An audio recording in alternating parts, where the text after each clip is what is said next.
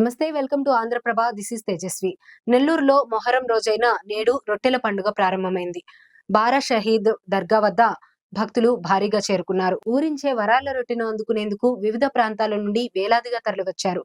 స్వర్ణాల చెరువులో పుణ్యస్నానాలు చేశారు. అనంతరం కోర్కెల రొట్టెలు పంచుకున్నారు. బారా షహీద్లకు గలేఫ్లు, పూల చద్దర్లు సమర్పించి మొక్కులు తీర్చుకుంటున్నారు. భక్తుల రాకతో స్వర్ణాల చెరువు ఘాట్ దర్గా ఆవరణలో సందడి నెలకొంది.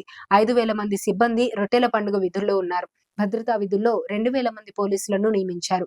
ఈ రొట్టెల పండుగ 5 రోజుల పాటు జరగనుంది. కాగా భక్తులు ఏదైనా కోరికను కోరుకొని ఆ రొట్టెను వదిలే వారి నుంచి తీసుకుంటారు. గత ఏడాది తాము అనుకున్న కోరికకు సంబంధించిన రొట్టెను పట్టుకొని అది నెరవేరితే తర్వాత మరుసటి ఏడాది వచ్చి ఆ రొట్టెను వదలడం సంప్రదాయంగా వస్తోంది.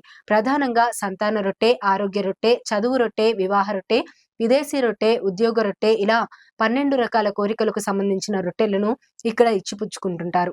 గతంలో మొహరం రోజున మాత్రమే ఈ రొట్టెల పండుగను నిర్వహించేవారు. భక్తుల రద్దీ అధికం కావడంతో రొట్టెల పండుగను 5 రోజుల పాటు నిర్వహిస్తున్నారు.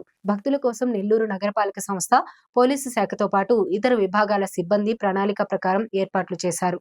చెరువులో రొట్టెలు మార్చుకునేందుకు వీలుగా సూచిక బోర్డులు, భక్తులు ఉండేందుకు గుడారాలు, స్నానపు గదులు, మహిళల కోసం ప్రత్యేకంగా దుస్తులు మార్చుకునే గదులు ఏర్పాటు చేశారు. దర్గా ప్రాంగణంలో పారిశుద్ధ్య నిర్వహణ కోసం ప్రత్యేక సిబ్బందిని నియమించారు. వేల మంది పోలీసులతో బందోబస్తును ఏర్పాటు చేశారు. సీసీ కెమెరాలతో భక్తుల కదలికలను పర్యవేక్షించడంతో పాటు ఎలాంటి అవాంఛనీయ సంఘటనలు జరగకుండా చూసేందుకు ప్రత్యేక బృందాలను నియమించారు. వైద్యారోగ్య శాఖ ఆధ్వర్యంలో వైద్య శిబిరాలు, అంబులెన్స్లను అందుబాటులో ఉంచారు. మరోవైపు నెల్లూరు చెరువులో బోటింగ్ కోసం పర్యాటక శాఖ ప్రత్యేక బోట్లను సిద్ధం చేసింది. ముందు జాగ్రత్తగా గజ ఈతగాళ్లను కూడా అధికారులు సిద్ధంగా ఉంచారు. పండుగలో భాగంగా మొదటి రోజున సందర్మాలి, రెండో రోజున గంధ మహోత్సవం నిర్వహిస్తారు.